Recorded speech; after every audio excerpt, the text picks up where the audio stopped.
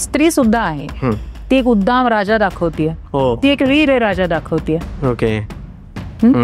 तसंच पुरुष सुद्धा एक गोड लोभसवाणी बाई दाखवतोय, हरकत नाही, पण ते त्या स्टोरी पुरतं मर्यादित असायला हवं. आणि या कलेबद्दल समाजामध्ये किती चुकीच्या गोष्टी पसरवल्या गेलेल्या आहेत आणि ही जी कला आहे ही किती चांगल्या पद्धतीनेही तुम्ही तुमच्या स्वतःसाठी यूज करू शकतात. मी कशी कथकमध्ये आले तर मी लहानपणी अंगणात खेळत असताना लंगडी घालताना मला हो म्हणतात लवंगी मिरची या गाण्याचा ठेका धरून लंगडी घालायचे. ओके. आणि माझ्या आईने ते पाहिलं की हिला नृत्य आवडतंय, ते कथक नृत्य शिकवायचे. त्यावेळेला ते गणिकांना म्हणजे की वेश्या किंवा ज्या पोट भरण्यासाठी आपल्या काय म्हणायचं कमाईचं साधन म्हणून गायन वादन नृत्य शिकत होत्या, त्यांना ते शिकवत असत.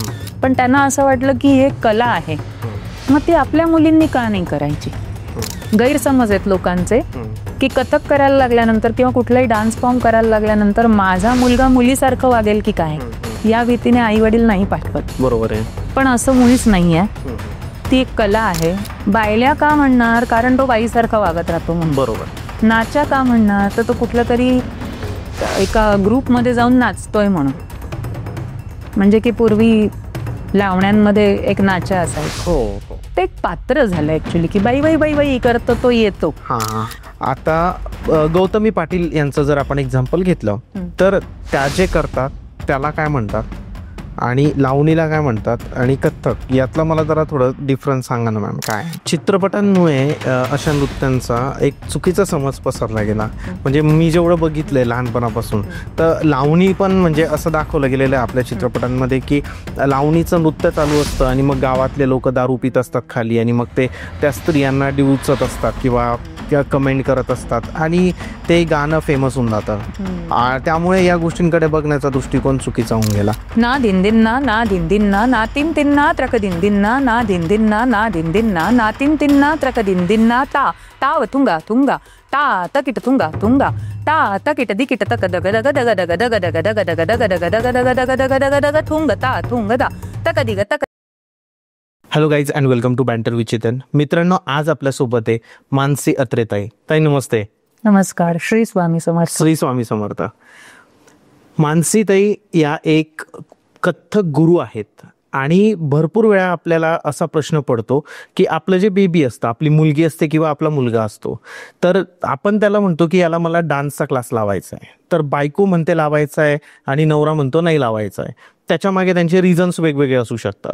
बट या कलेचा, या नृत्याचा त्यांच्या आयुष्यावर कसा परिणाम होतो आणि या कलेबद्दल समाजामध्ये किती चुकीच्या गोष्टी पसरवल्या गेलेल्या आहेत आणि ही जी कला आहे ही किती चांगल्या पद्धतीनेही तुम्ही तुमच्या स्वतःसाठी यूज करू शकतात, या गोष्टींबद्दल आज आपल्याला मानसीताई सांगणार आहे. तर ताई, तुमचं पुन्हा एक वेळा स्वागत आहे आपल्या चॅनलवर. धन्यवाद. येस.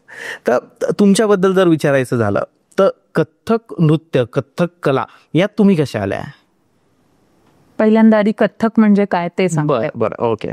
कथ्थक हे मूळचं उत्तर प्रदेशचं आहे आणि कथ्थक म्हणजे की कथन करे सो कथक कहावे. ओके. एखादी कथा सांगता सांगता त्यावर नृत्य सादर करणं म्हणजे कथ्थक होय. ओके. पूर्वी देवदेवतांच्या स्तुतीप्रित्यर्थ सभा मंडपात जसे आता कीर्तनकार कीर्तन करतात, तसे कथावाचक एखादी कथा घेऊन त्याच्यावर हावभाव करत देवाची स्तुती करत मोक्ष साधण्याचं काम सुरू होतं. ओके. आणि पुढे 13व्या शतकात मोगल आक्रमण वाढली आणि ही मंदिरं नाहीशी होऊन या सगळ्या कथक कलाकारांना राजाश्रय घ्यावा लागला. आणि मग ते राजाश्रय मिळाल्यामुळे मग पुन्हा त्याच्यामध्ये 2 प्रकार झाले की एक पारंपरिक पेहरावात म्हणजे बदल झाले की एक घागरा चोळी ओढणी, कत, पितांबर असं, आणि मोगल पद्धतीने म्हणजे चुडीदार पायजमा, बरोबर, घेरदार अंगरखा, दुपल्ली टोपी, ओढणी असे प्रकार सुरू झाले पेहरावामध्ये. ओके. हे तुला पुढे पुढे मी सांगत जसं पुढे जाऊ तसं झालं. कथक विषयी थोडक्यात मी कशी कथक मध्ये आले तर मी लहानपणी अंगणात खेळत असताना लंगडी घालताना मला हो म्हणतात लवंगी मिरची या गाण्याचा ठेका धरून लंगडी घालायचे. ओके. आणि माझ्या आईने ते पाहिलं की हिला नृत्य आवडतंय आणि वयाच्या 5व्या वर्षी सुरुवातीला डोंबिवलीतले आद्य गुरु किशोरीताई शेटे यांच्याकडे मला त्यांनी पाठवलं, आईने माझ्या, कथ्थक शिकण्याकरता. त्यानंतर पुढे असं झालं की माझ्या वडिलांना कथक आवडत नव्हतं. डान्स बद्दल पूर्वापारच फार वेगळे विचार, ते गैरसमज, सगळे गैरसमज असल्यामुळे थोडस माझ्या शिक्षणाला कुठेतरी अडचणी येत होती कथकच्या. पण माझी आई आणि आम्ही दोघींनी जिद्द सोडली नाही. बरोबर. जिथे मिळेल तिथे मी शिकत गेले. असं करता करता माझे 5 गुरु झाले.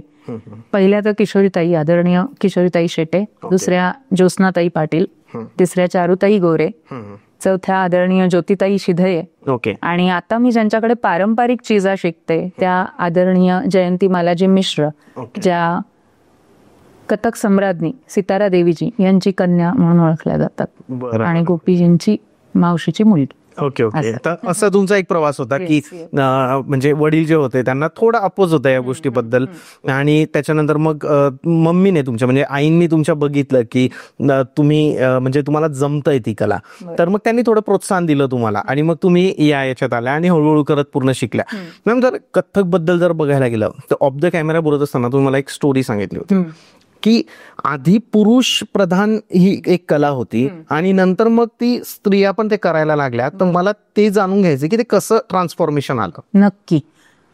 कसं आहे सांगते की आमचे दादा गुरु म्हणजे की आचार्य पंडित सुखदेव महाराज मिश्र, सितारा देवींचे वडील, ते कथक नृत्य शिकवायचे. त्यावेळेला ते गणिकांना म्हणजे की वेश्या किंवा ज्या पोट भरण्यासाठी आपल्या काय म्हणायचं कमाईचं साधन म्हणून गायन वादन ज्या शिकत होत्या त्यांना ते शिकवत असत.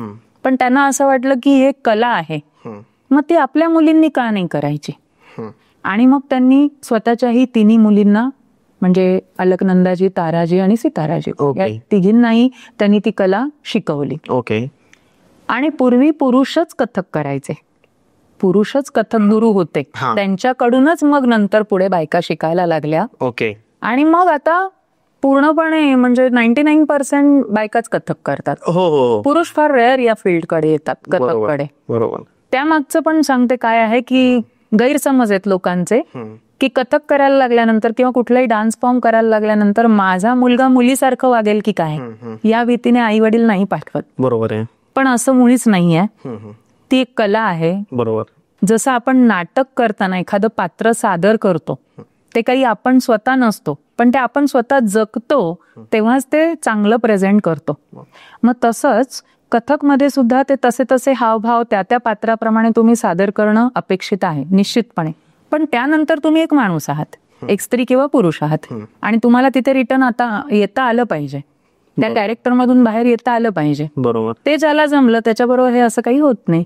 करेक्ट. ताई, तुम्ही आतापर्यंत म्हणजे वयाच्या 5व्या वर्षापासून तुम्ही कथक नृत्यामध्ये आलात, तर कोणकोणत्या गोष्टी तुम्ही शिकल्यात कथकमध्ये? कथकमध्ये सगळे त्यातले बारकावे शिकले. पण तुला काय शिकले म्हणजे कुठली पदवी प्राप्त केली असं कोणत्या पदवी तुमच्याकडे आज आहे बघायला गेलं? कथकमध्ये मी बारीक बऱ्याच गोष्टी शिकले, त्यात काही पदव्या प्राप्त केल्या. म्हणजे की माझं कथक मधलं शिक्षण काय, तर मी अखिल भारतीय गांधर्व महाविद्यालय इथून कथक विशारद पूर्ण केलेलं आहे माझं. त्याच्यानंतर प्रयाग युनिव्हर्सिटी मधून कथक नृत्य प्रभाकर झालेली आहे. भारती विद्यापीठ पुणे इथून मी advance diploma in Kathak with distinction पूर्ण केलेलं आहे. त्याच्यानंतर टिळक महाराष्ट्र विद्यापीठ पुणे इथनं मी कथकमध्ये BA पूर्ण केलंय. आणि नुकतंच कवी कुलगुरू कालिदास युनिव्हर्सिटी यांच्याशी अफिलिएटेड असलेलं भरता कॉलेज मुंबई दादर इथलं, तिथनं मी कथकमध्ये MA पूर्ण केलंय. अरे वा, म्हणजे तुम्ही कथक बद्दल सगळ्या गोष्टी शिकलेल्या आहे, अतिशय डिटेलमध्ये तुमचा अभ्यास आहे. नक्कीच. असंही बघितलं जातं, म्हणजे आपण कथक या विषयावर तर बोलणारच आहे, पण आता हा मुद्दा आलेलाच आहे, तर याबद्दल मला विचारायचं आहे की पुरुष जेव्हा कथक करतात, आधीचा काळ खूप वेगळा होता, जे ओरिजिनल आपण म्हणतो की मुळापासून ते कथक शिकलेले, ते जेव्हा पुरुष करायचे कथक तेव्हा ते बघायला आनंद वाटायचा. आताही भरपूर सारे चांगले पुरुष करतात कथक, ते बघायला आनंद वाटतो.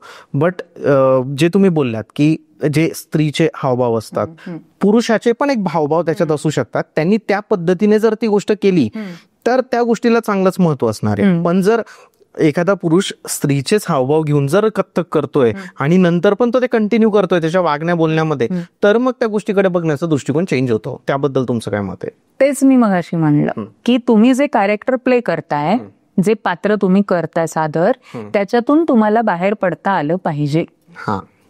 तुम्ही कथक शिकताय, आता कथक मध्ये गतभाव हा एक प्रकार असतो, गतभाव, ज्याच्यामध्ये आम्ही भावभावना, आमचे हावभाव दाखवतो. म्हणजे काय की जसं एक पात्री नाटक, एक कलाकार एका गोष्टीतली अनेक पात्र सादर करतो, बरोबर. तसंच आम्ही कथक कलाकार एक स्टोरी लाईन घेतो, एक कथानक घेतो, त्याच्यामध्ये पलटा घेऊन घेऊन ओके, एकच नर्तक जो असतो तो त्या स्टोरीतली अनेक पात्र दाखवतो. एक म्हणजे कथ्थक हा प्रकार असा आहे हा, की एक स्टोरी लाईन आहे, एक गोष्ट आहे, ती गोष्ट जो कलाकार आहे कथ्थक कलाकार त्याला ती रिप्रेझेंट करायची आहे डान्स म्हणजे डान्सचा सहारा घेऊन दाखवायचं दाखवायचंय. बरोबर. आणि तो त्याच्या हावभावांमधून, चेहऱ्यावरच्या हावभावांमधून, अंगिक वाचिक कायिक आपण म्हणतो ना अभिनय, त्याच्यातून तो दाखवणार आहे ती स्टोरी. बरोबर आहे. आणि ती स्टोरी प्ले करत असताना आता समजा स्त्री सुद्धा आहे, ती एक उद्दाम राजा दाखवतीये, ती एक वीर राजा दाखवतीये. ओके. तसंच पुरुष सुद्धा एक गोड लोभसवाणी बाई दाखवतोय, हरकत नाही, पण ते त्या स्टोरी पुरतं मर्यादित असायला हवं. बरोबर आहे. त्याच्यातून ज्या वेळेला तुम्ही बाहेर येता तर तुम्ही जे आहात त्याप्रमाणेच तुम्ही वावरलं पाहिजे. एक्झॅक्टली.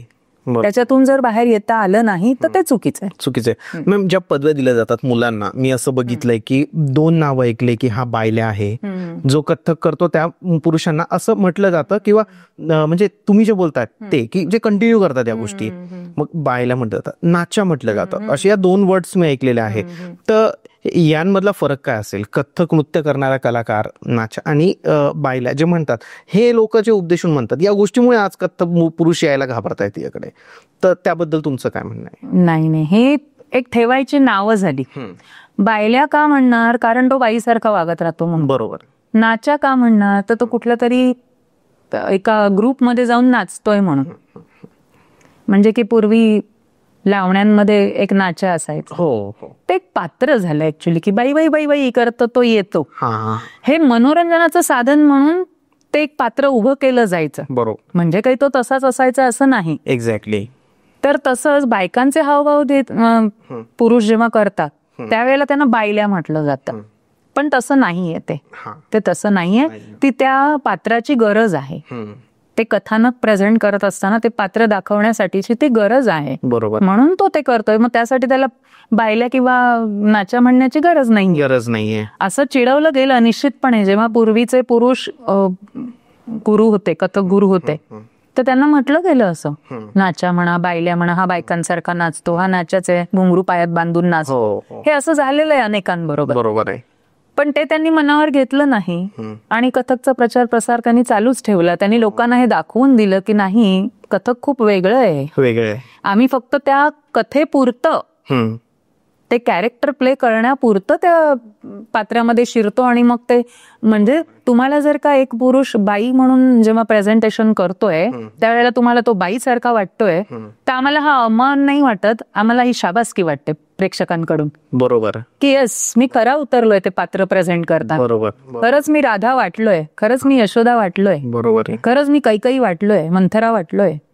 आणि जर का मी राजा प्रेझेंट करतोय आणि त्यावेळेला सुद्धा जर का तुम्हाला माझ्यातला उद्दामपणा दिसतोय, तर तिथेही मी खरा ठरलोय माझ्या कलेसाठी.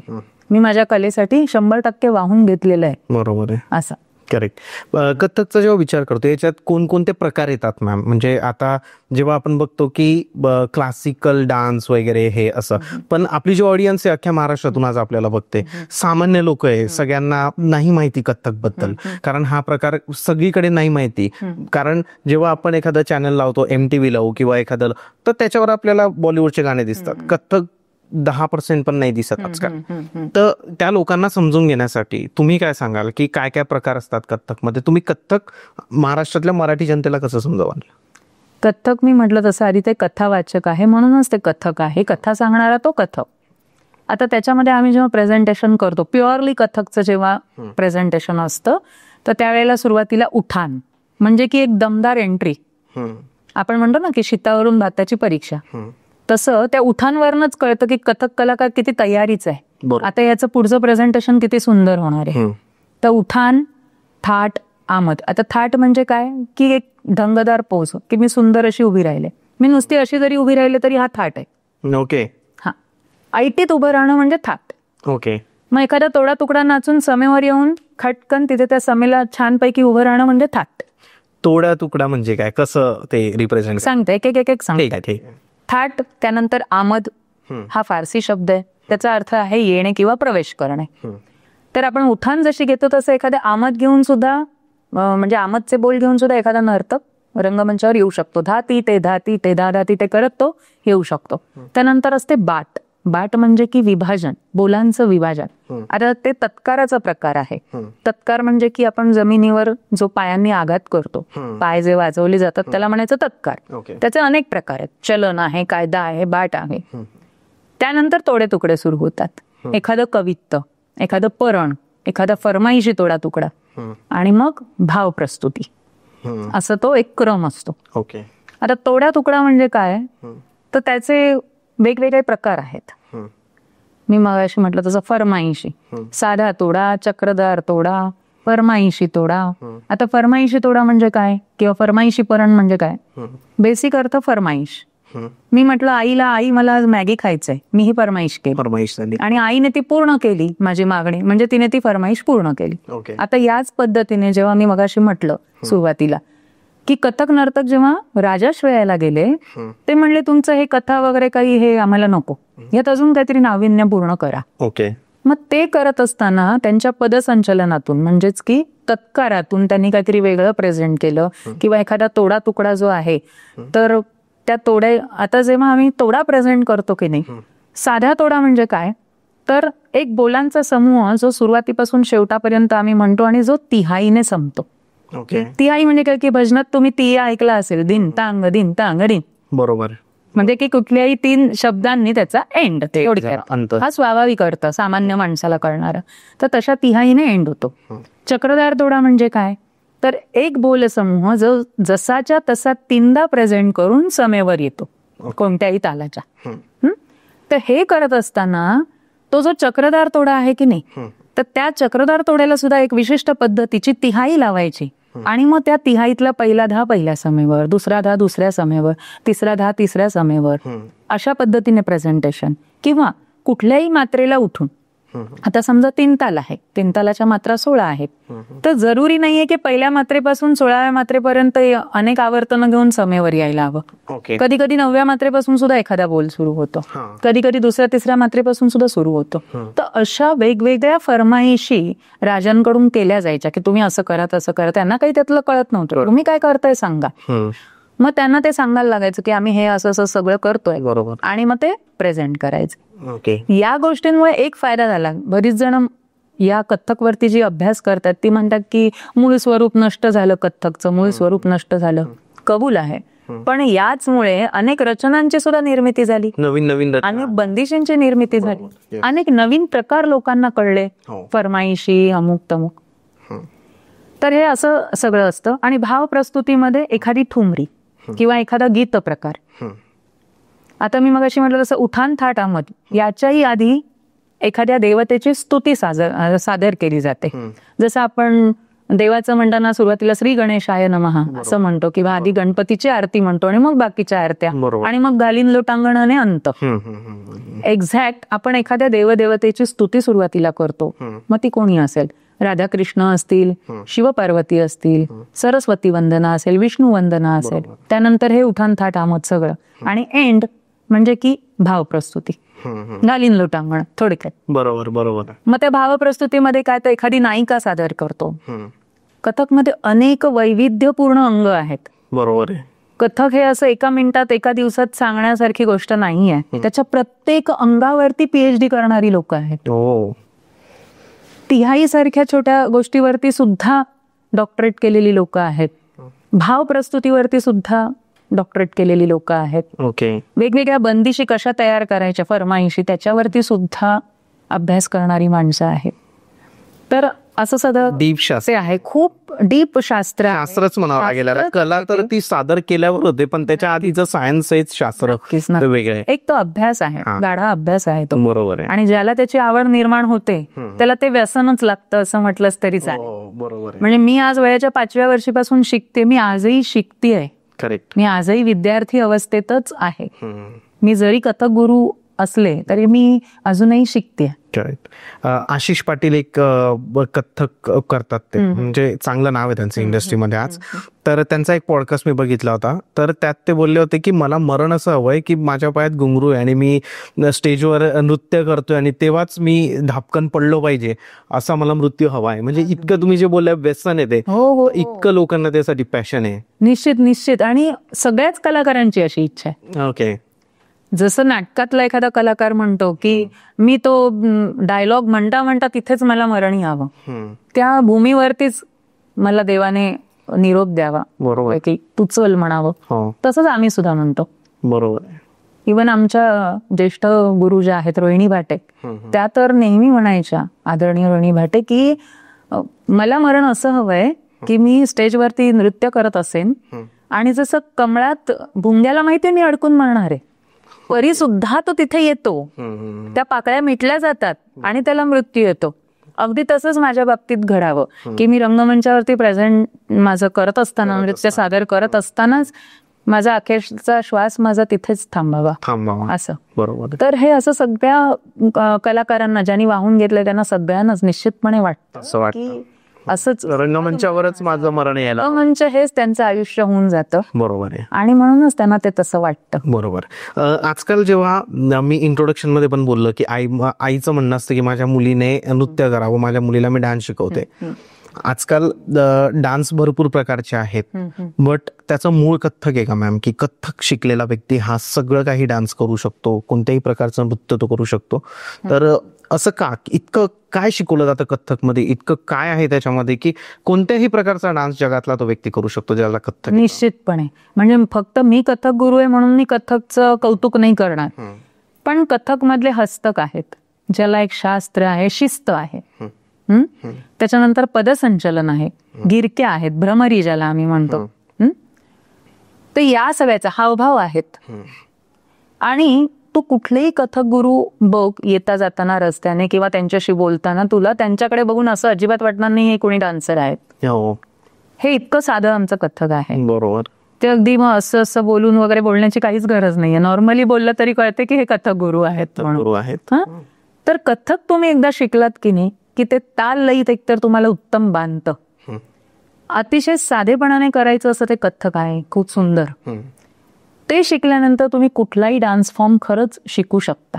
टॅप डान्स, साल्सा, फोक किंवा इतर कुठलंही क्लासिकल डान्स. आणि तुमची ते स्टाईल त्या डान्समध्ये दिसत नाही बरं का, असं कथ्थक आहे, म्हणून ते शक्य आहे. पदसंचलन जे आहे टॅप डान्ससाठी उपयोगी पडतं, भ्रमरी आहेत साल्सासाठी उपयोगी पडतं. तुम्ही जर भ्रमरी उत्तम कथक मध्ये घेत असाल तर साल्सा मधल्या पण त्या भ्रमरी ज्या असतात त्या घेऊ शकता. स्मूथ डान्स जो आहे तो करू शकता. बरोबर आहे. हस्तकांचा उपयोग फोक मध्ये खूप सुंदर होतो. हस्तकला ही लावडच असायला हवी आणि ती शिस्तबद्धच असायला हवी. म्हणजे आमच्या कथक मधल्या मनीषाताई, मी त्यांचं जरूर नाव घेईन, मनीषाताई साठे यातल्या पुण्यातल्या, तुम्ही ओळखत असाल. तर ताई जेव्हा नाचतात ना, खरंच बघत राहावं असं वाटतं. त्यांच्या हस्तकांना एक शिस्त असते. तुला ते पण म्हणते की माझे 5 गुरु झाले ना, मला खूप फायदा झाला, मला खूप फायदा झाला. पहिल्या गुरूंकडे जर का मी कथकचे तत्कार शिकले, बेसिक हस्तक शिकले, तर दुसऱ्या गुरूंकडे मी त्यांचे हावभाव कसे चांगले ते शिकले. तिसऱ्या गुरूंकडे पडंत कसं चांगलं आहे त्यांचं ते शिकले. चौथ्या गुरूंकडे या सगळ्याचं प्रेझेंटेशन कसं चांगलं असावं ते शिकले. 5व्या गुरूंकडे पारंपरिक चिजा कशा जपल्या पाहिजेत त्या काय आहेत ते शिकले. ओके. असं वेगवेगळं छान वेगवेगळ्या स्तरावर मला शिकायला मिळालं. तर ह्या हस्तकांना लाऊड का करावं आणि का केलं जायचं त्याचंही कारण सांगते तुला. की पूर्वी हे नसायचं, स्क्रीन नसायची. बरोबर आहे. स्क्रीन नसायच्या.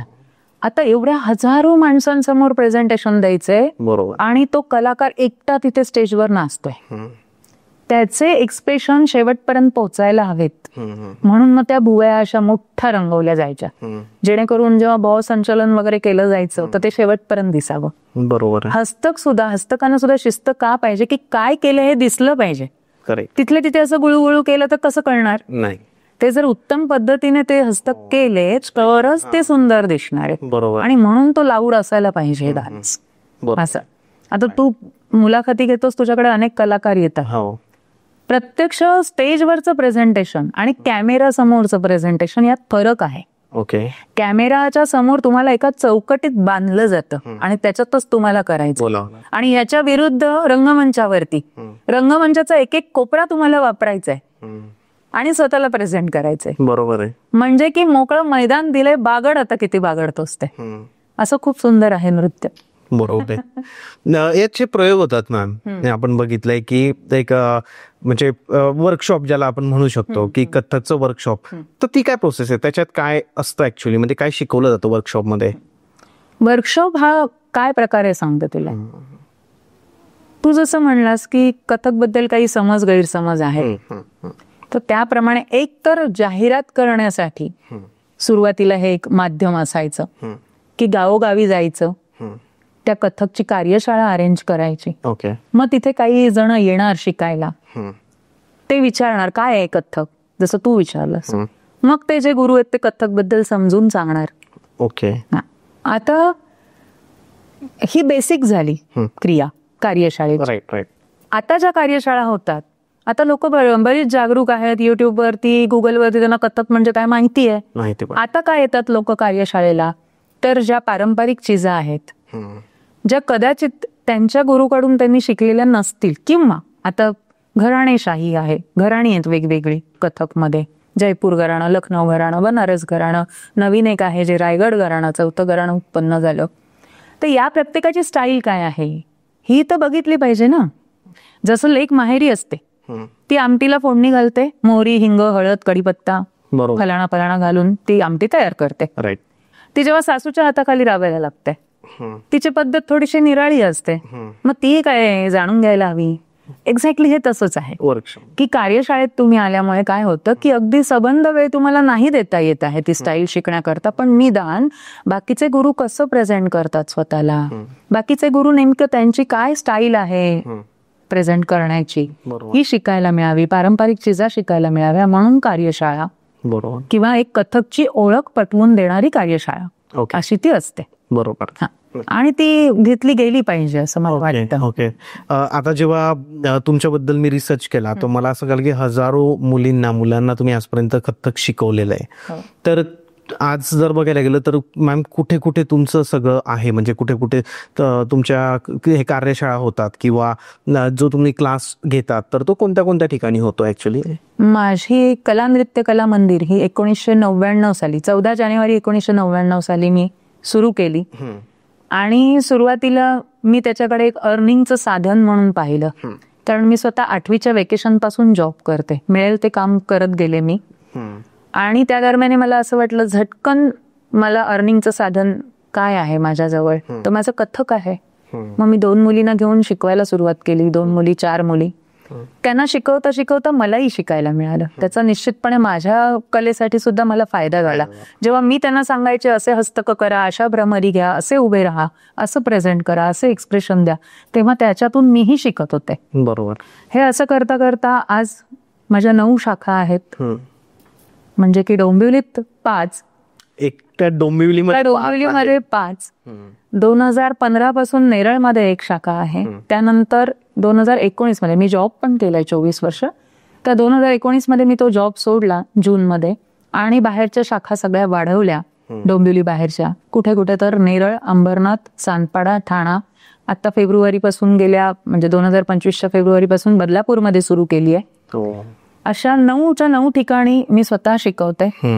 आठवड्यातून 1 वार 2 तास ह्या पद्धतीने मी शिकवतो. आता आपण जर बघितलं की हा जो व्याप आहे, म्हणजे म्हणतो आपण एवढं सगळं सांभाळणं कसं काय शक्य होतं कथ्थक मध्ये? हेही आहे का की तुमची मानसिक स्थिती स्टेबल होऊ शकते आणि फिजिकली पण तुम्हाला एनर्जी? अगदी. खरं सांगू का, माझा पिंडच नाही की मी कुणाच्या हाताखाली काम करेन. पण जॉब करणाऱ्यांना माहिती असेल की महिन्याच्या 1 ते 10 तारखेमध्ये जे दिसतं ना, मग येतं परफेक्ट की ते येणारच आहे का, त्यामुळे आपण त्यासाठी आपण तिकडे जातो. किती म्हणजे मला तरी वाटतं की 100रातल्या 60 लोकांना तरी जॉब आवडत नसतो, ते बिचारे करत असतात माझ्यासारखंच. तर 24 वर्ष मी जॉब करू शकले ना, ती फक्त माझ्या कथकमुळे. कारण 9 ते 6 जॉब झाला की कधी एकदा ऑफिस सुटतं आणि मी माझ्या क्लासवर जाते. तुम्ही जेव्हा जॉब करायच्या तेव्हा तुम्ही ऑफिस झाल्यानंतर मग क्लास घ्यायच्या? येस. अरे बापरे. त्यावेळेला मी आठवड्यातून 2 वार 1-1 तास याप्रमाणे डोंबिवलीतल्या डोंबिवलीत क्लास घेत होते बरीच वर्ष. आणि म्हटलं तसं की 2015 साली मी डेअरिंग केलं थोडंसं. मी विचार केला की जरा डोंबिवली बाहेर पण जाऊया. आणि असा विचार केला की हे म्हटलं तसं की कथकची कार्यशाळा का आहे, मुळात कथकचा प्रचार प्रसार करण्यासाठी. मग ही कला जिथे नाहीये ना तिथे त्याची बीज कशी रोवतील ते बघितलं. तर बघितलं नेरळमध्ये क्लास नाही आहेत. एक जण होते, त्यांना असं वाटलं की माझी मुलगी डोंबिवली पर्यंत येते, तर ताई तुम्ही इथेच का नाही सुरू करत क्लास, म्हणून सुरू केले. त्याला यश मिळालं. मग नंतर मी 2019 मध्ये असा विचार केला की आता बस झाला जॉब. म्हणजे ना प्रत्येक गोष्टीला कुठे सुरू व्हावं आणि कुठे थांबावं हे कळलं पाहिजे माणसाला. तर तसं मला असं वाटलं की आता मला नकोय जॉब, मी आता कथ्थकवरतीच फोकस करणार माझ्या. आणि मग दुसऱ्या बाकी पण ठिकाणी सुरुवात केली. आता कसं करते की आठवड्यातून 1 वार 2 तास. आता प्रत्येक ठिकाणी 2 वार जात नाही. बरोबर. त्याने फायदाच झाला.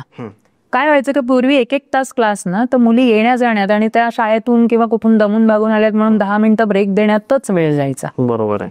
आता कसं होतं 2 तास क्लास असतो. सुरुवातीचा 1 तास त्यांना आधी काय शिकवले त्याचा रियाज करतो आम्ही, प्रॅक्टिस करतो.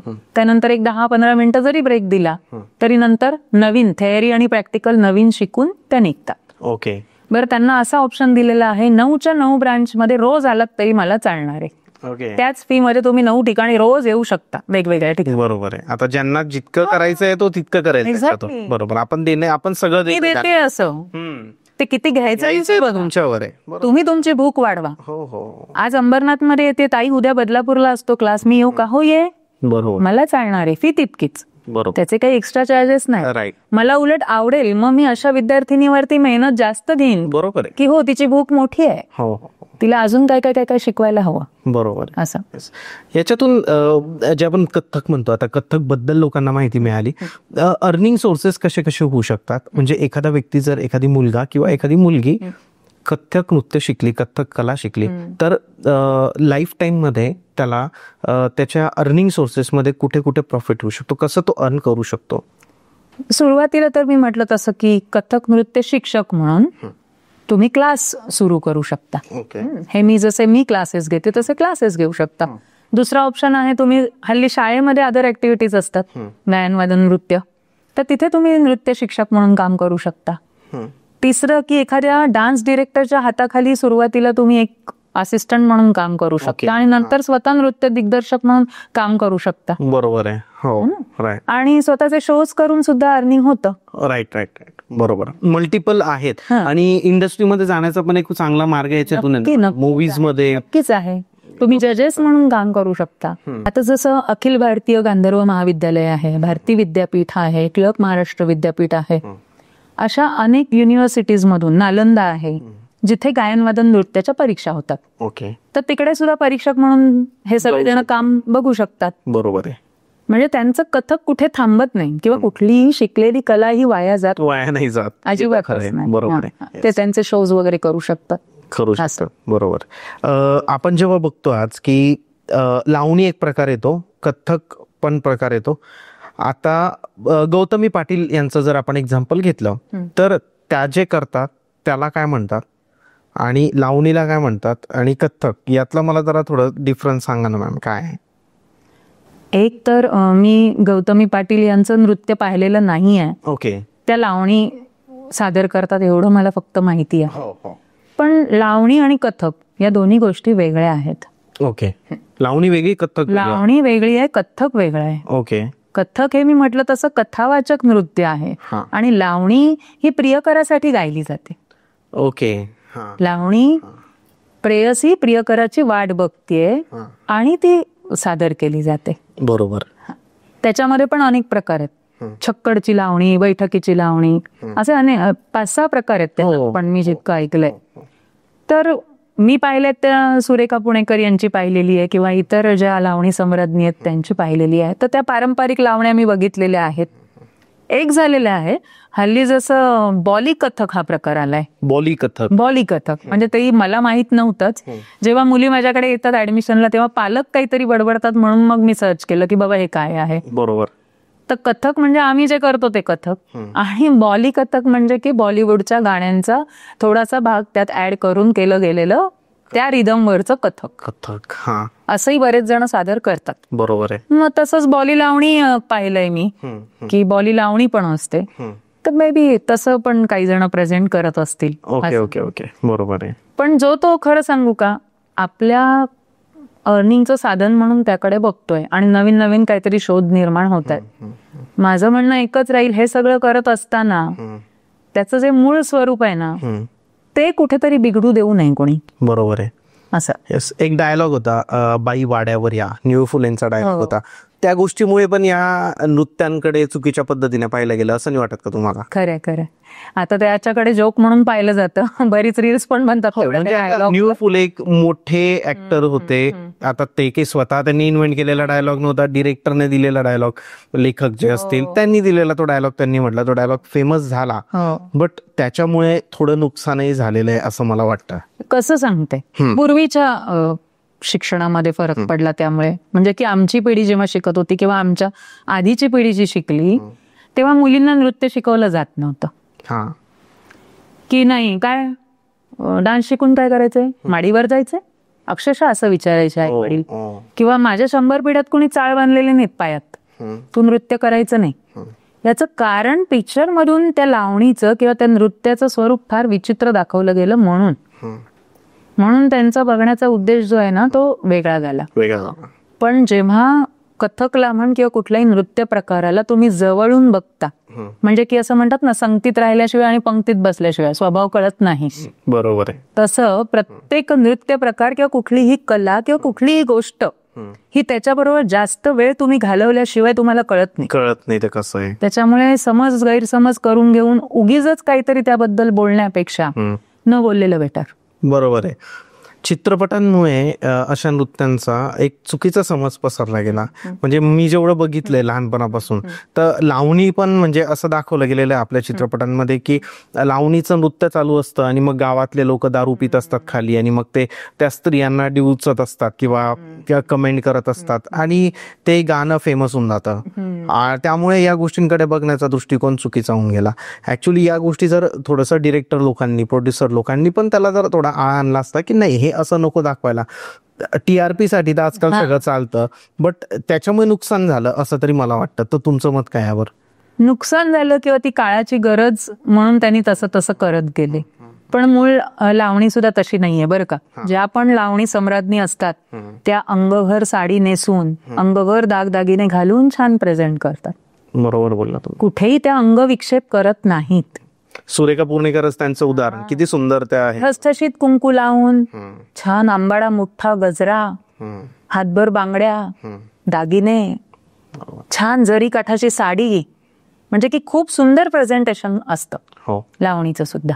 मी स्वतः लावणीची फॅन आहे. म्हटलं ना, सुरुवात झाली तीच मला म्हणतात तर लवंगी मिरची या गाण्यावर ठेका धरला आणि मगच मी कथक शिकायला गेले. बरोबर बरोबर. येस, कथक मध्ये जो म्युझिकचा पार्ट येतो तर तो काय असतो ऍक्च्युली, तोही तुम्हाला म्हणता येतो का? कारण मी असं बघितलं तुमच्या पूर्ण रिसर्च मध्ये हाही पार्ट आला की तुम्ही गायक, तुम्हाला म्हणजे गायनाची पण आवड आहे, कारण तुमचं एक फॅमिली बॅकग्राऊंड पण यातूनच येतं. तर काही थोडं ऐकू शकतो आम्ही किंवा कथकचाच एखादा पार्ट जर सांगता? कथकचा एक तोडा ऐकवेन मी. म्हणजे की कार्यशाळा तुम्ही म्हणलात ना, त्या कार्यशाळांमध्ये आपण जेव्हा जातो आणि तिथे काही बोल शिकतो, तर तसं माझ्या ज्या गुरुमा आहेत जयंती मालाजी यांनी बिरजू महाराजजींची एक बंदिश आम्हाला शिकवली. ती मी म्हणून दाखवण्याचा प्रयत्न करतो. नक्की नक्की नक्की, आपल्या प्रेक्षकांना पण आवडेल ते. बर, 3 तालात मी म्हणते. येस. ना दिन दिन ना, ना दिन दिन ना, ना तीन तीन ना त्रक दिन दिन ना, ना दिन दिन ना, ना दिन दिन ना, ना तीन तीन ना त्रक दिन दिन ना, ता ताव थुंगा थुंगा, ता तकिट थुंगा थुंगा, ता तकिट दिकिट तक दग दग दग दग दग दग दग दग दग दग दग दग दग दग दग दग दग थुंग ता थुंग दा, तक दिग ता दुगा दिग तक दिग ता दुग द दिग न थाई, तक दिग ता दुगा दिग तक दिग ता दुग द दिग न थाई, तक दिग ता दुगा दिग तक दिग ता दुग द दिग न थाई. खूप सुंदर, म्हणजे खूप वेगळं वाटलं, एकदम सुंदर. म्हणजे ह्या बोलांनी ना जिभेचा व्यायाम होतो. तुम्ही कसं शिकलाय हे? म्हणजे नृत्य वेगळं, तुम्हाला तेही येतं, गायनही येतं, तुम्हाला पार्लरही येतं, त्यासोबत तुम्ही एक चांगल्या कुक ज्याला आपण म्हणतो तेही तुम्हाला जमतं. गाण्याचं कसं झालं? गाण्याचं जा. वडिलांचं माझ्या गेली 45 वर्ष स्वतःचं भजनी मंडळ आहे. ओके म्हणजे ते गाण्याचे वेडेत म्हटलंच तरी चालेल. ओके. हार्मोनियम कुठे शिकलेले नाही आहेत. स्वतः त्यांनी घरच्या सागवानांपासून त्यांची स्वतःची हार्मोनियम बनवलेली आहे. हे बाप रे. आणि ते उत्तम हार्मोनियम वाजवून गातात. आणि मी म्हटलं तसं की नृत्याबद्दल समज गैरसमज होते, त्याच्यामुळे त्यांचं म्हणणं होतं तू गा, पेटी वाजवायला शिक. मग त्याप्रमाणे मी शिकले गाणं. दशरथ पुजारींकडे मी 2-3 वर्ष शिकले गाणं. जोशी सरांकडे पेटी शिकले. ओके. पण माझा सगळा कल जो होता तो नृत्याकडे होता. बरोबर आहे. त्याच्यामुळे मी शिकून घेतलं आणि ते शिकलेलं काही वाया नाही गेलं. वाया नाही जात. आता हा जो मी तुला बोल म्हणून दाखवले ना नृत्याचे, याला म्हणतात पढंत. पढंत म्हणजे हा कितवा पार्ट येतो मॅम आणि केव्हा म्हटलं जातं हे? म्हणजे नाही तसं काही तोडा आहे. तोडा. ओके. हा तोडा म्हणू शकतो आपण याला. तर हा तोडा जो आहे ना त्याचे हे बोल आहेत. हा हे तोडा तुकडा जो काही असतो, परण जे काही असतात त्याचे हे बोल आहेत तयार केलेले. ओके. हे तबल्यावर वाजवले जातात. पेटीवर लेहरा वाजवला जातो. हार्मोनियमवर लेहरा म्हणजे की काय, आता तालाच्या जितक्या मात्रा आहेत ना त्या मात्रांची एक स्वरमाला तयार केली जाते. ओके. आणि ती वाजवली जाते सुरात. त्या लेहऱ्यामध्ये तो लेहरा वाजत असतो, आम्ही पढंत करत असतो. म्हणजे की गुरु तोडे हे म्हणत असतात. बरोबर. प्रेझेंट करणारी मुलगी प्रेझेंट करत असते आणि तबला वाजवत असतो. बरोबर. काय होतं की तुम्ही तबल्याबरोबर मागे पुढे होऊ शकता ताल लईला नुसत्या, पण जेव्हा लेहरा असतो पेटीचा तर तुम्ही अजून चांगले बांधले जाता. ओके. मजबूत. तुम्ही अजिबात ताल लईला हलत नाही. काय होतं, तबलेवाला आपल्याबरोबर पळपळ पळतो, पण लेहराचं तसं नसतं. लेहरा वाजवणारे पण कमी आहेत. सगळे हार्मोनियम वाजवणारे लेहरा नाही वाजवत. ओके. हा बरं. तर हा जो लेहरा वाजवला जातो ना त्या लेहऱ्यामध्ये तुम्ही ताल लईत येणं गरजेचं आहे. ओके.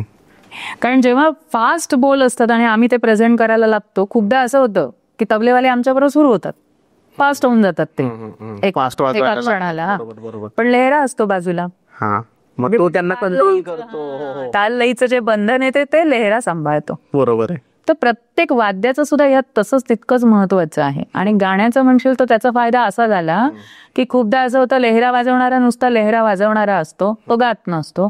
किंवा परीक्षांच्या दिवसांमध्ये इतके सगळे बिझी असतात, गायक पण म्हणजे साथसंगत करणारे कलाकार, मग त्यावेळेला बाबा एखादी स्तुती म्हणायची आहे किंवा त्या एखाद्या करायचंय आपल्याला प्रॅक्टिस, तर त्या मुलींबरोबर 2 ओळी गायला केव्हा तरी त्या गाण्याचा फायदा होतो. बरोबर. किंवा आता माझे मिस्टर गायक आहेत. ओके.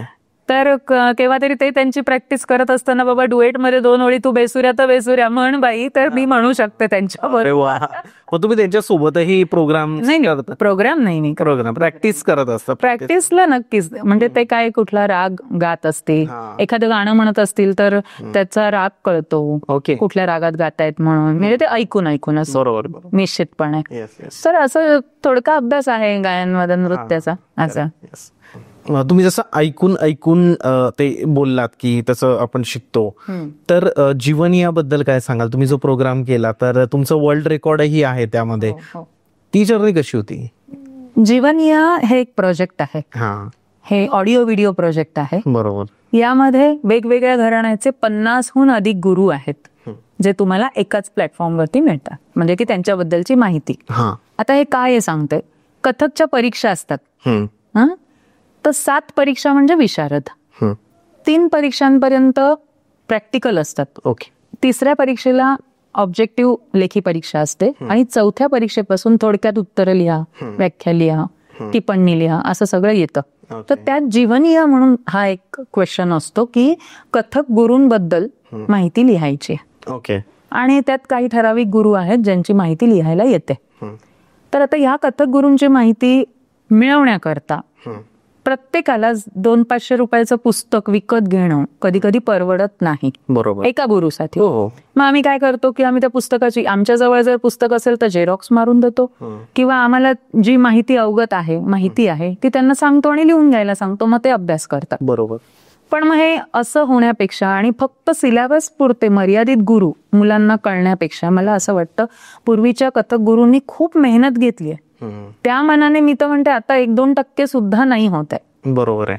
तर त्या गुरूंनी काय योगदान दिलंय हे मुलांपर्यंत पोहोचावं. त्यांची रियाज करण्याची पद्धत कशी होती, त्यांना काय काय खडतर मार्गातून जावं लागलं, काय काय सहन करावं लागलं, समाजाचा त्रास कसा सहन करावा लागला, किंवा शिकण्यासाठी सुद्धा कुठे कुठे गावोगावी हिंडावं लागलं एक गुरु शोधण्यासाठी, उत्तम गुरु शोधण्या, हे सगळं मुलांना कळावं म्हणून जीवनीय हा प्रोजेक्ट मी केला. ओके. आणि त्यामध्ये असं की ऑडिओ व्हिडिओ प्रोजेक्ट या करता की आपण जन्माला येतो, आपण मराठी भाषिक आहोत, उर्दू भाषिक आहोत का तमिळ आहोत, गुजराती आहोत, हे आपल्याला ऐकून ऐकूनच कळतं लहान बाळाला.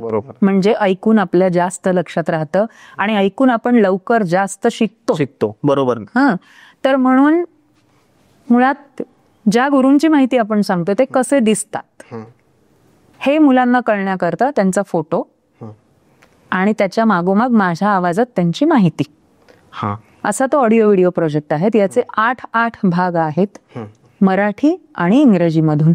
ओके. त्यांना सुद्धा भागामध्ये मी का डिवाइड केलेलं आहे कारण सलग तासभर आपण बघू शकत नाही. हल्ली रील्सचा जमाना 30 सेकंदाच्या वर बघतच नाही.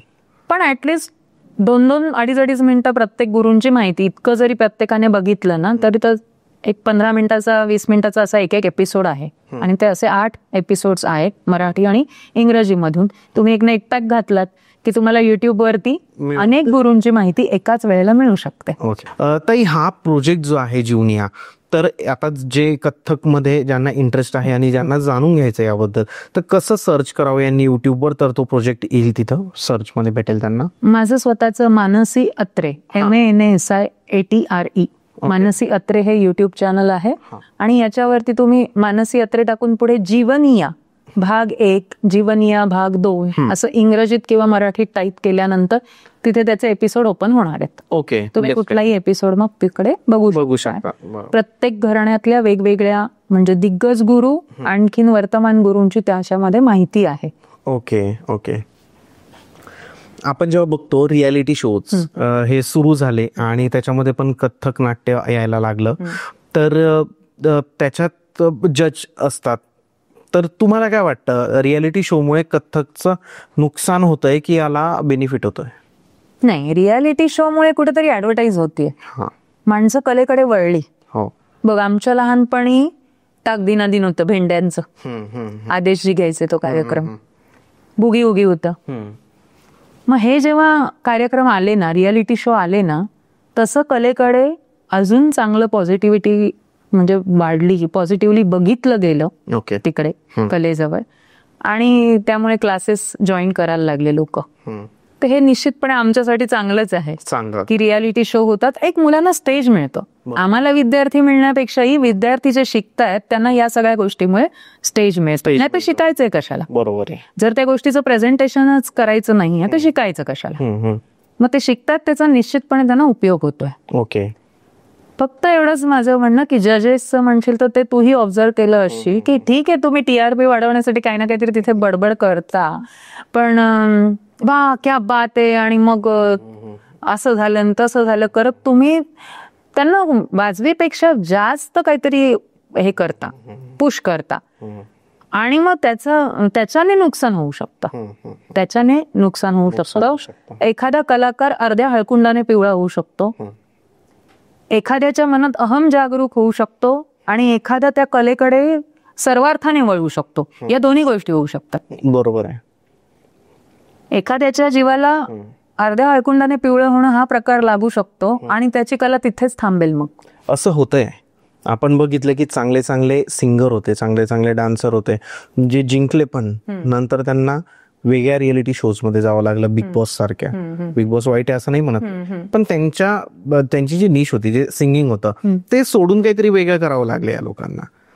तर असं होतं की जेव्हा एखादा शो जिंकला जातो किंवा ते सेकंड रनरअप, थर्ड रनरअप येतात आणि एक त्यांना स्तुती मिळते सगळीकडून, कमी वयामध्ये चांगलं त्यांना एक फेम मिळून जातं, तर डोक्यात हवा म्हणू शकतो आपण, किंवा अशा गोष्टींमुळे मग ते एक काम करण्याची किंवा प्रॅक्टिस करण्याची जी ही गोष्ट असते ती थोडी कमी होते. आणि मग त्यांचं जे स्किल असतं ते डेव्हलप करण्यापेक्षा ते शोजला कुठेतरी ॲज अ गेस्ट जाण्यावर जास्त प्रेफरन्स ठेवतात. आणि मग जे अचिव्हमेंट म्हणतो आपण, एक मोठी अचिव्हमेंट नाही करू शकत आजकाल. खरं म्हणजे की खीळ बसते त्यांच्या प्रगतीला. त्यांच्या ती हवा गेली जर डोक्यामध्ये तर खीळ बसते त्यांच्या प्रगतीला. आणि त्यांच्या त्या जजेसच्या कमेंट्स म्हणून त्यांनी काहीतरी घ्यायचंय आणि पुढे जायचंय असं जर ठरवलं तर मी म्हटलं तसं की सर्वार्थाने मग त्याची ती कला फुलते. बरोबर. तो त्या मोक्षापर्यंत पोहोचतो. तो ती कला अजून जास्त चांगली आत्मसात करायला लागतो. हेही होतं. बरोबर. नाही असं नाही. राईट. आता रियालिटी शो मधले मुग्धा वैशंपायन घे किंवा तो पूर्ण ग्रुप घे सारेगमप मधला, की ती मुलं आज छान शोज करतायत है ना. बरोबर.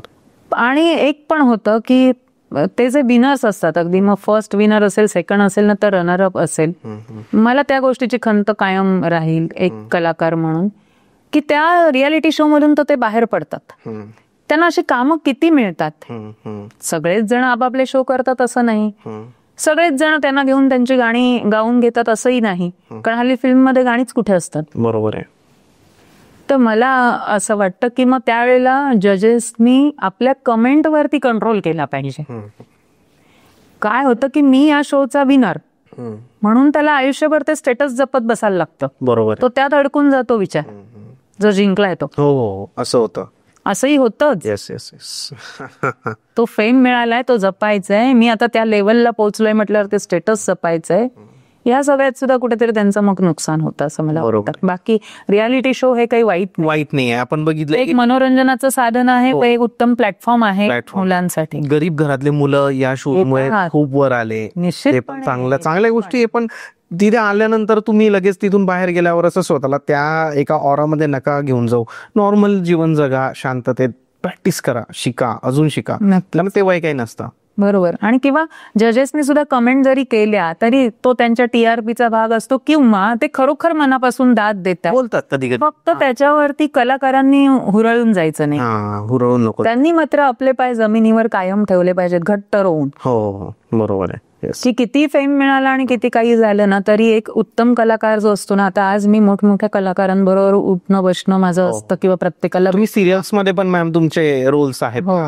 तर मी बघते ना की इतके शांत बोलणं त्यांचं असतं, इतकं सुंदर साधेपण असतं त्यांच्यात घेण्यासारखं. जितका मोठा कलाकार तितका तो छान साधा शांत. तर हे शिकलं पाहिजे आताच्या कलाकारांनी. बरोबर आहे. आपण बघतो ना अशोक सराफ वगैरे, ते किती सिम्पल राहतात, बिलकुल प्रत्येकाशी गोड बोलतात. आणि काही नवीन लोक थोडं ऍटिट्यूड येऊन जातो. बरोबर. तुम्ही परदेशातही तुमच्या स्टुडंट्सला घेऊन जातात, तर तो अनुभव कसा असतो? कारण एक रिस्पॉन्सिबिलिटी तुमच्यावर असते, मुली असतात जास्त करून. तर तो अनुभव कसा आहे तुमचा परदेशात जेव्हा तुम्ही नृत्यासाठी किंवा परदेशात असू दे किंवा देशात असू दे, कुठेही जाताना मुली माझ्याबरोबर एकट्याच येतात. दरवेळी काही आई वडील त्यांना बरोबर घेऊन जाणं पॉसिबलच नाहीये.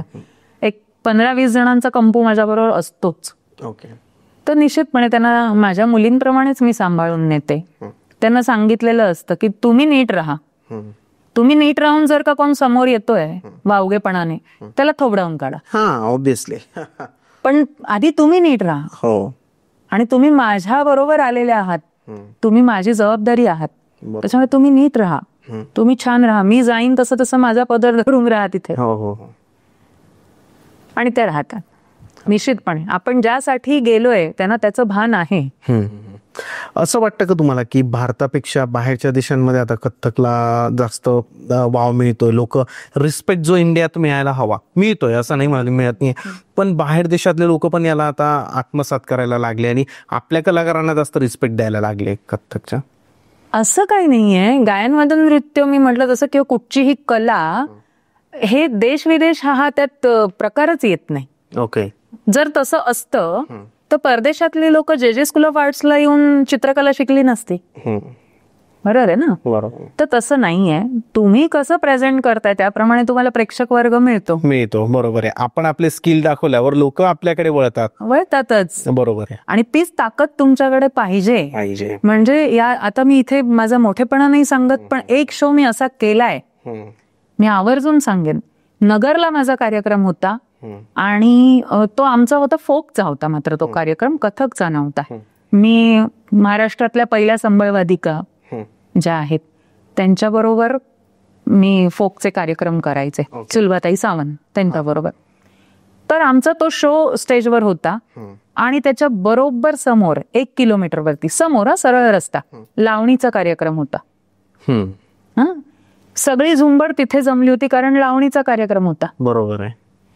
पण इथे सुलभाताईंनी पहिला सा लावला, त्यांचा उभ्याचा आणि बैठकीचा असे दोन्ही कार्यक्रम असायचे.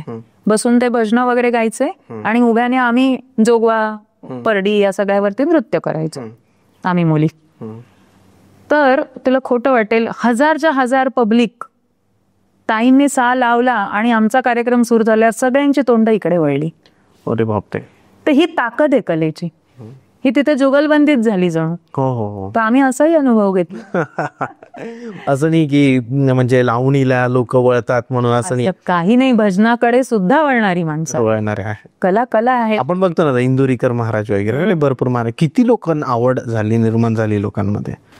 ताई तुम्ही बोललात की भरपूर लोकांसोबत तुमचे प्रोजेक्ट आहेत, तर अशोक पत्कीजी यांच्यासोबत पण तुमचा प्रोजेक्ट झालेलाच आहे. तर त्याबद्दल काय सांगाल? कोणता प्रोजेक्ट होता तो आणि कसं होता त्याचा? तो एक वेगळा अनुभव होता. म्हणजे स्वर्ग सुख म्हणा, हरकत नाही. असं झालं की जॉब सोडल्यानंतर मी चारोळ्या वगैरे पूर्वी करत होते, छोट्या छोट्या कविता लिहितच होते. पण जॉब सोडल्यानंतर माझ्याकडे भरपूर वेळ उरायला लागला. आणि असं झालं की माझ्याकडे 10 दिवस गणपती असतात. तर गणपतीच्या पहिल्या दिवशी सहज माझे मिस्टर म्हणले की मनू तू पूर्वी चारोळ्या करायचीस किंवा गाणी लिहायचीस, तशी आता लिहायला सुरुवात कर, आता त्याच्यावर पुन्हा एकदा फोकस कर असं. तर म्हटलं म्हणजे काय करू? तर म्हणे चल मी तुला एक लाईन देतो, मोरे मन भावना. मोरे मन भावना, एवढंच 2च शब्द, लाईन पण नाही अख्खी, 2 शब्द. ह्याच्यावरती काहीतरी तू लिहा आता पुढे असं. म्हटलं ठीक आहे. आणि कसलं काय 10 दिवस आपलं माझं गणपतीचं सगळं येणं जाणं लोक आणि तेच सुरू आहे. अनंत चतुर्दशी दिवशी रात्री मिस्टर म्हणले मला की काय झालं, मी तुला दिलं होते 2 शब्द, त्याच्यावरती तू काही लिहिलंस का? म्हटलं हो लिहिलंय. आणि तुला खोटं वाटेल, धडा मी त्याची 4 कडवी लिहून काढली पेपरवर. अरे बापरे. मग ती स्वामी कृपाच झाली असं मला वाटतं, श्रीकृष्णाचीच कृपा झाली माझ्या, की मी 4 कडवी धडाधड लिहून काढली. आणि नंतर मग ती आवडली मिस्टरांना. ते स्वतः गातात, ते संगीतही देतात. तर त्यांनी ती तेवढी बंदिश माझी संगीतबद्ध केली आणि मुलींच्या विशारदच्या परीक्षेला त्याच्यावरती एक नायिका पण मी सादर केली.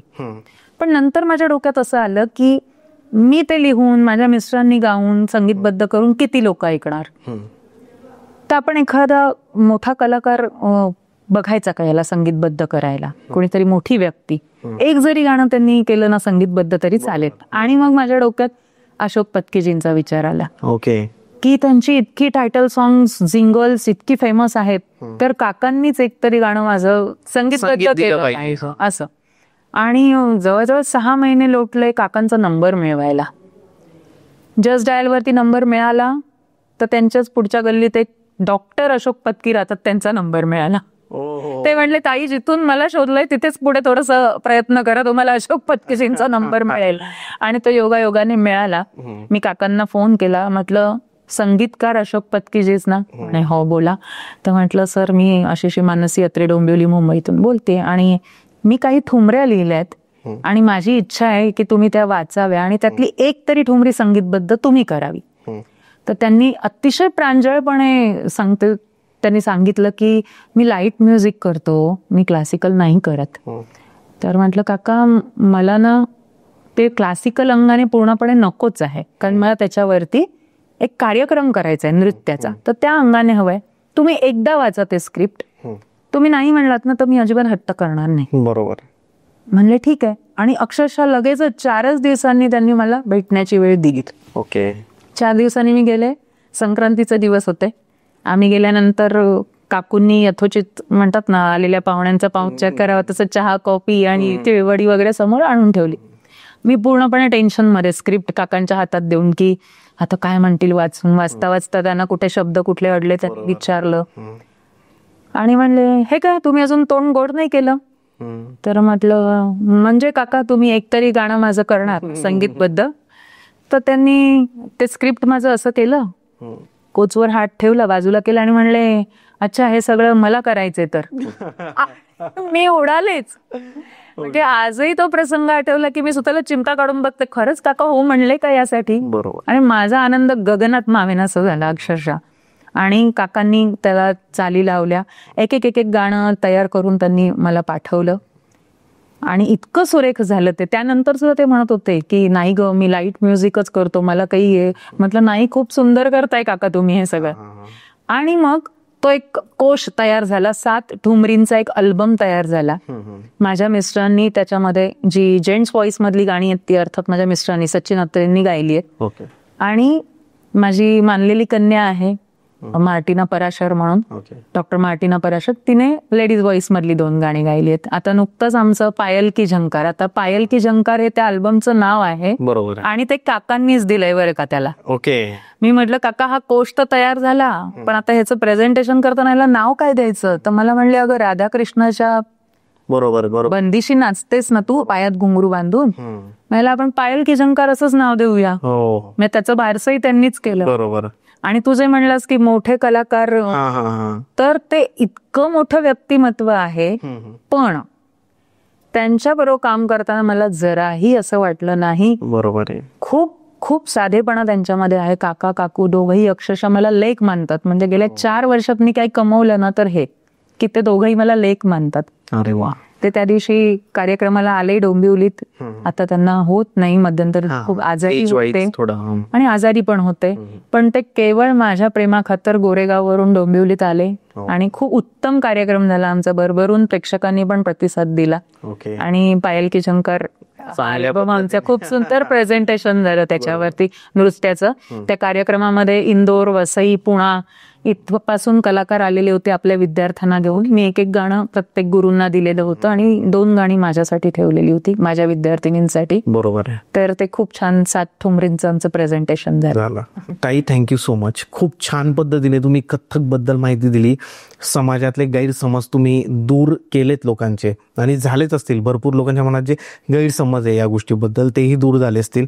आणि जे काम तुम्ही करता की कथ्थक नृत्याला लोकांपर्यंत पोहोचवायचं आणि त्याच्यातून एक अर्निंगचा सोर्स पण एक महत्वाचं कारण आहे की करू शकतील जे लहान मुलं मुली आहेत, तर तेही थोडं एज झाल्यानंतर ते स्वतः शिकवू शकतात.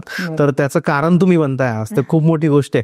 तर असेच काही लोक आहेत की ज्यांना जर तुमच्यासोबत कॉन्टॅक्ट करायचा असेल आणि त्यांच्या मुलांसाठी त्यांना शिकायचं असेल नृत्य, तर त्यासाठी तुम्ही कोणता कॉन्टॅक्ट नंबर द्याल? माझा नंबर आहे 9870505983. ओके. मी स्वतःच तो ऑपरेट करते. मला केव्हाही कॉन्टॅक्ट करून कथ्थक विषयी बोलायला निश्चित फोन करू शकता. नक्की नक्की नक्की. धन्यवाद. धन्यवाद.